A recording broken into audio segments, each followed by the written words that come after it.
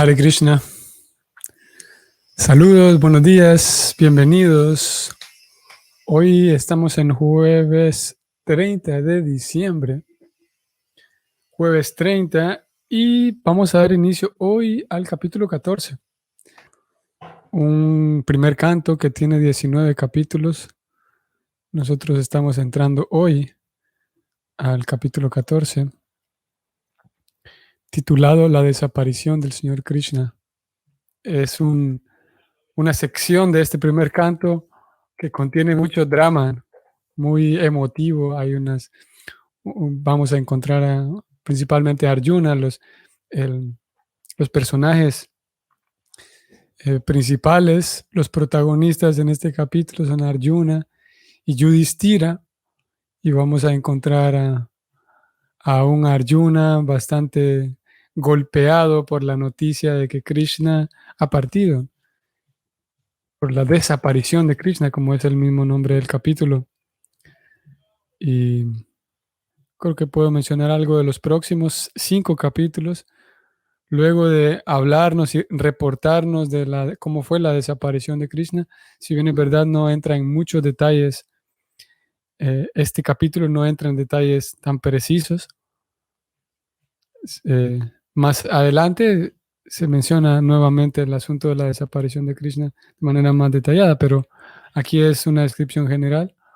Luego de eso, los Pándavas, en el capítulo 15, ellos habiendo entendido y entendiendo que Krishna ya partió, que ya no hay más que hacer, entonces los Pándavas también deciden retirarse del reino.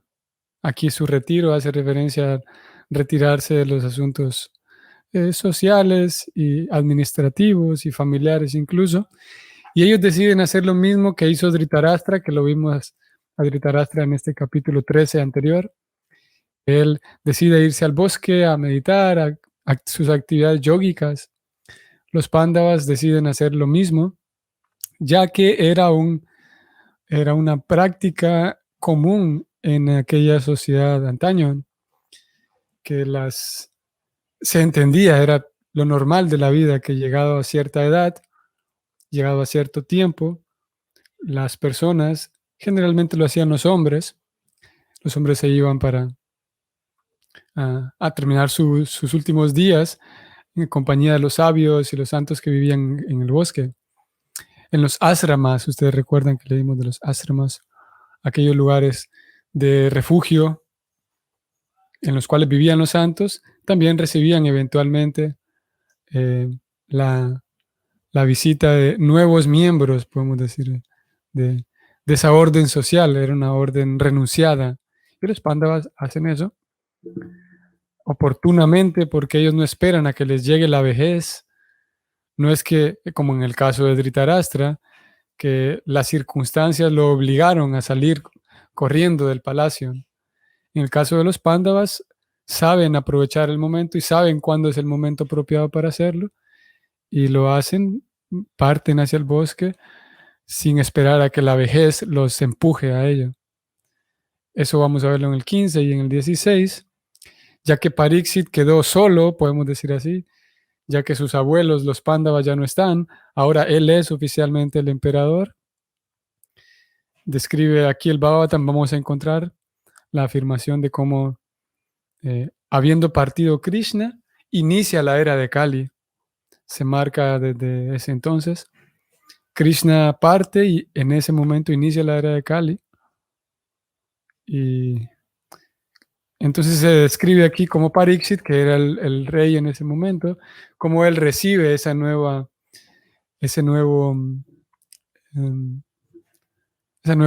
temporada, podemos decir, temporada universal, ese nuevo ciclo que está comenzando, que es la era de Kali, cómo él la recibe, ese traspaso y el cambio que ocurre a nivel ambiental, a nivel de la flora y la fauna, muestran también ciertos cambios, así como cuando está todos los cambios temporales, todos los cambios relacionados con el tiempo y estacionales en cuanto al ambiente, aún en un sentido ambiental, sí, uno puede percibirlos, ¿no? Uno puede percibir aquel momento en el que la mañana está dándole paso, o la madrugada está dándole paso a la mañana, por ejemplo.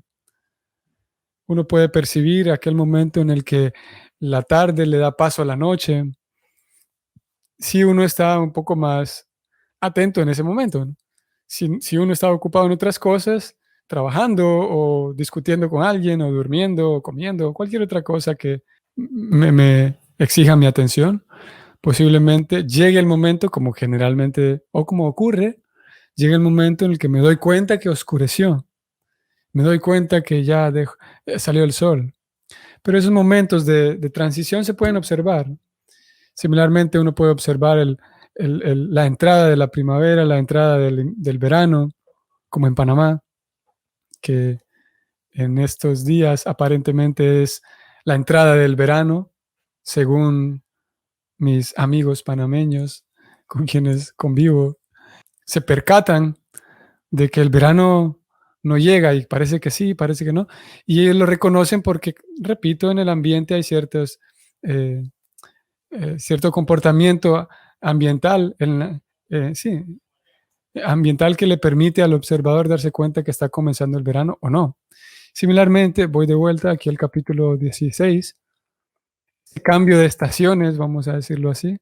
Pariksit lo recibe y esa no es una estación solamente ambiental, sino eh, es todo un capítulo nuevo llamado la era de Kali. Y él lo percibe, aquí lo vamos a ver cómo él se da cuenta que comienza. Y un capítulo muy interesante también. En el capítulo 17 eh, encontramos a Pariksit Maharaj que hace en su papel de gobernante planetario, de gobernante de todo el planeta, hace llega a un acuerdo con la personificación. Ustedes saben, tal vez lo habrán notado, los más observadores lo habrán notado, que la cosmovisión que presenta el Bhakti es una cosmovisión tal que todos los fenómenos naturales no son simplemente ajustes impersonales o mecanismos impersonales, como en el caso del sol que estábamos hablando ahora, o las estaciones o la lluvia. La cosmovisión que presenta el Bhakti y los Vedas también en general es que detrás de la lluvia o detrás del sol, detrás de todas estas cosas que generalmente damos por sentado y lo llamamos la naturaleza, hay siempre personas de fondo. Una persona que administra el, el- el sol, una persona que administra la lluvia, que administra los ríos, la vegetación, la luna, el aire, el fuego, etcétera. Entonces, hay también esas personificaciones, esos administradores a cargo de diferentes fenómenos ambientales. eh, Se extienden incluso no solamente en la dimensión positiva, digamos, en aquel sentido de administradores que ayudan al bienestar eh, eh, planetario, digamos. En el caso de este capítulo 18, encontramos que Pariksit Maharaj se encuentra con el administrador, podemos decirlo así, la personificación de Kali, de la era de Kali, ya que ayer en el capítulo anterior hablamos de la era de Kali, o se habla de la era de Kali en este 16. Y en el 17 se describe cómo Pariksit se encuentra con aquella persona que es el responsable de poner a andar aquel momento, aquel espacio temporal llamado Kali. Entonces Pariksit llega a un acuerdo con él. Aquí se describe por qué razón lo castiga y cuál es el acuerdo que hace Pariksit siendo el gobernante de turno. Cuál es el acuerdo que hace con la era de Kali, con la persona de la era de Kali. Y en los últimos dos capítulos encontramos a un Maharaj Pariksit, ese mismo Pariksit, que termina siendo maldecido por un niño. Una escena interesante también. Y esa maldición que recibe Pariksit cuando aún era joven y que siendo él el gobernante del planeta en ese momento, esa maldición estaba definida de tal manera que Pariksit moriría en 7 días a partir del día de la maldición. Así que Pariksit se da cuenta de ello, se prepara para morir en 7 días y la forma en la cual se prepara es que también renuncia al reino, pone a unas personas a cargo del reino y em, eh, al próximo heredero lo coronan y él decide los últimos 7 días de su vida dedicarlos a su vida espiritual. Y eso da paso, vamos a ver ya en el capítulo 19, eso da paso a que Pariksit, al estar en su dedicado a su meditación en la orilla del Ganges, da paso a que aparezca allí Sukadeva Goswami, que es su maestro espiritual, y Sukadeva Goswami habla todo el Bhagavatam. En realidad podemos decir en un sentido que todo el canto 1 en sus 19 capítulos aún no comienza el Bhagavatam, podemos decir en un sentido. Este es un asunto, la, la forma, la forma en la cual está escrita y la forma en la que se desenvuelve el Bhagavatam es un tanto intrincada porque el mismo Bhagavatam, vamos a ver, voy a ir hasta el capítulo 1. En el capítulo primero del mismo Bhagavatam se presenta una reunión de sabios que están conversando entre sí, haciendo unas ceremonias, y entre todos los sabios escogen al más experimentado de ellos y le hacen preguntas. Y esas preguntas que hacen los sabios mm, dan pie a que se responda todo el Bhagavatam. En realidad todo el Bhagavatam viene a ser las respuestas a las preguntas que aparecen en el primer capítulo del Bhagavatam. Sin embargo, la forma, como digo, que es un tanto intrincada porque el sabio que responde a estas preguntas, el mayor de todos los sabios en esta reunión, en la reunión del primer capítulo, ese sabio más, el mayor de todos ellos, sucede que él estuvo presente cuando Maharaj Pariksit conversó con su maestro espiritual. Y esa conversación que Pariksit tuvo con su maestro espiritual aparece hasta el capítulo 19. Entonces puede generar una confusión en el sentido de que eh, la conversación que se da, la escena que se da en el capítulo 19, en realidad es una escena previa al capítulo primero del Bhagavatam. Y es así como el conocimiento presentado por el Bhagavatam no es de calidad cronológica, sino más bien de calidad ontológica. Ayer también mencioné esto, como el Bhagavatam no se preocupa por presentar hechos de manera, sí históricos, pero no cronológicos, sino más bien hechos históricos, pero que transmiten una profundidad ontológica, una profundidad filosófica, de tal manera que el lector pueda percibir cómo generar y mantener viva su comunión con Dios. Y esa comunión con Dios, en el lenguaje del Bhagavatam, es llamada de servicio devocional puro, y que hemos hablado hace un par de días brevemente del servicio devocional puro. Y el Bhagavatam presentas gradualmente, muy paso a paso, mientras el lector va progresando, va presentando la supremacía de Dios. En este primer canto, canto primero y segundo, se establece a través de la filosofía y las historias la dependencia de las almas, la vulnerabilidad de las almas, que somos nosotros, frente a Dios.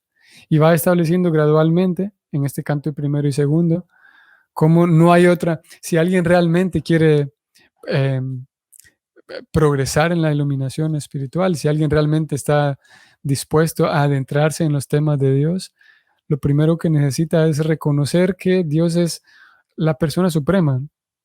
Y este canto primero establece en esa verdad filosófica. Se espera que el estudiante quede convencido por todos los argumentos aquí presentados, quede convencido de que ese Dios del cual se va a estudiar en todos estos cantos próximos no es una cosa imaginaria, sino que es algo sustancial, es algo real que puede ser percibido por la persona. El Bhagavatam va buscando eso a través de la argumentación, y los argumentos se presentan al lector en forma de historias. Y de tal manera que, como digo, a través del canto 1 y 2, la persona sepa que lo que viene después es información real. No es una cosa inventada ni es una historia que a alguien se le ocurrió escribir para generar más, para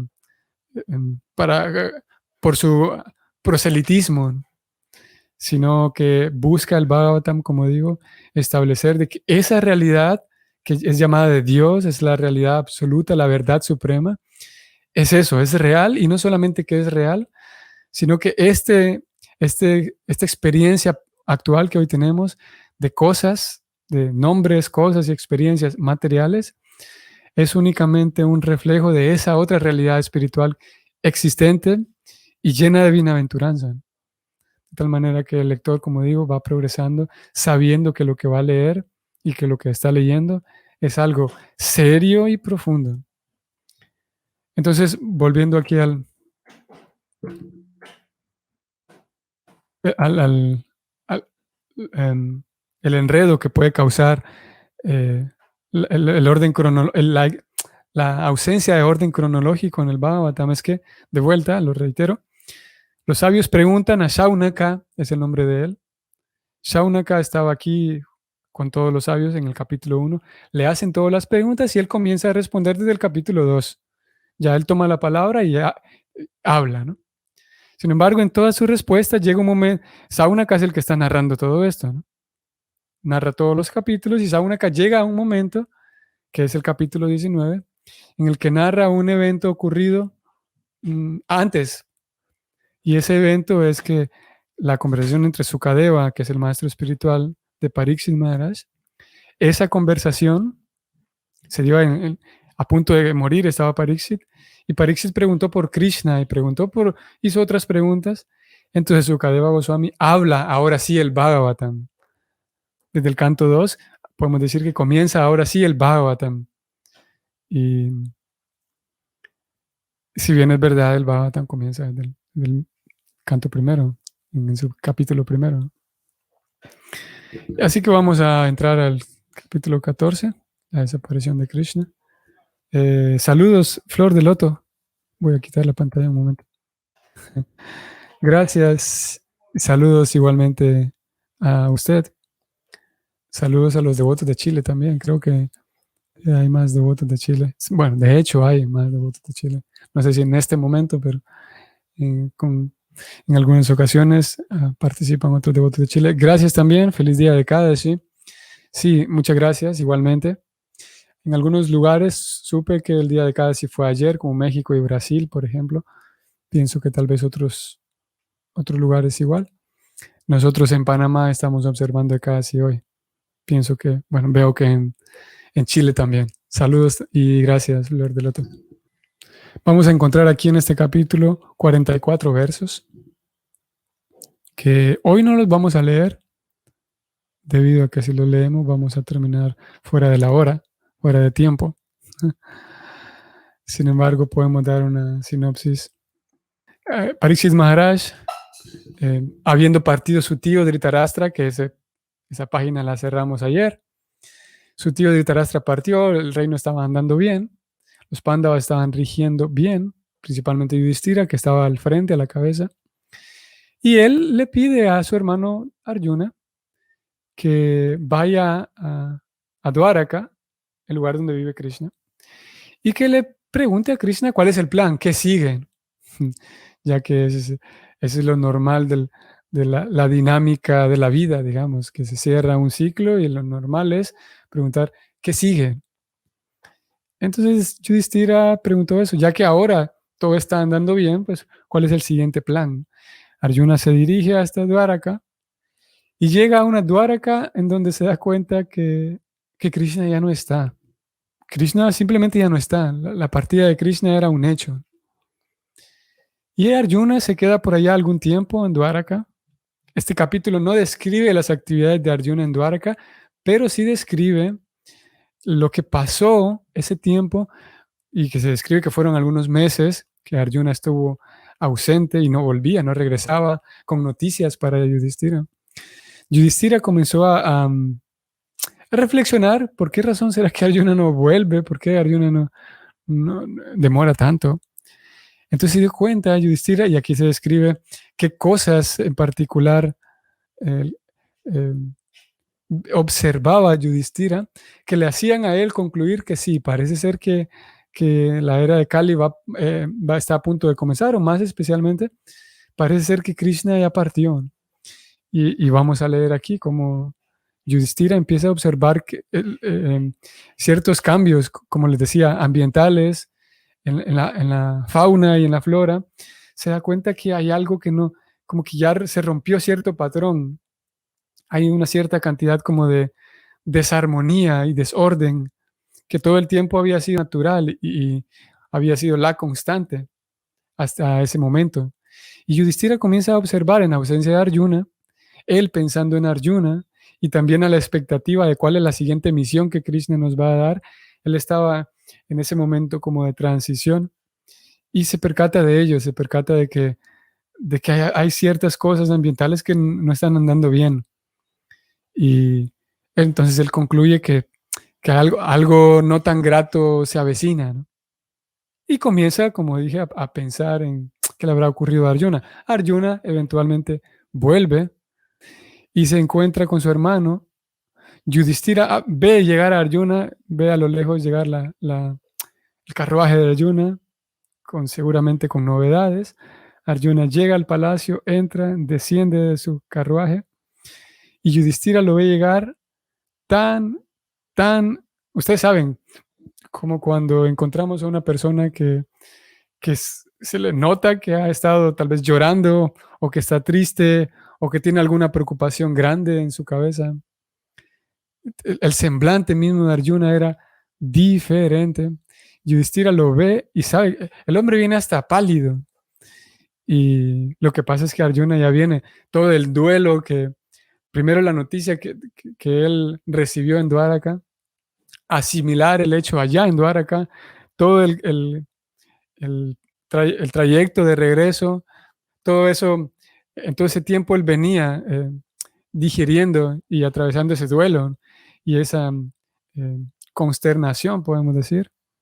En el camino sucede también que lo asaltan por eh, su propio desequilibrio interno que el pobre Arjuna trae, que viene golpeado de gran manera y lo terminan asaltando en el camino. Así que aquí lo tenemos a Arjuna llegando con su hermano, llegando a presencia de su hermano. Su hermano lo ve y sabe que Arjuna viene delicado, ¿no? Y sabe también que si Arjuna viene así, unido con todas las cosas raras que yo ya estoy viendo, Yudhishthira sabe que efectivamente hay algo extraño, hay algo que no me cuadra. Y lo ve llegar a Arjuna, eso le confirma sus sospechas. Pero por saber que Arjuna viene así de golpeado emocionalmente, y él ya concluye que seguramente esto es que Krishna partió, Yudhishthira le pregunta a Arjuna, ¿qué te sucede, mi querido hermano? ¿Será que venías en el camino y alguien te pidió ayuda y no le pudiste ayudar y por eso estás triste? Vamos a ver, ese es un momento interesante en este capítulo, cuando Yudhishthira em, enfrenta el dolor de Arjuna y Yudhishthira con completa empatía le hace ver que, Arjuna, me doy cuenta que estás golpeado, que estás triste, y Yudhishthira le hace diferentes preguntas para acompañar, podemos decir, el dolor de su hermano.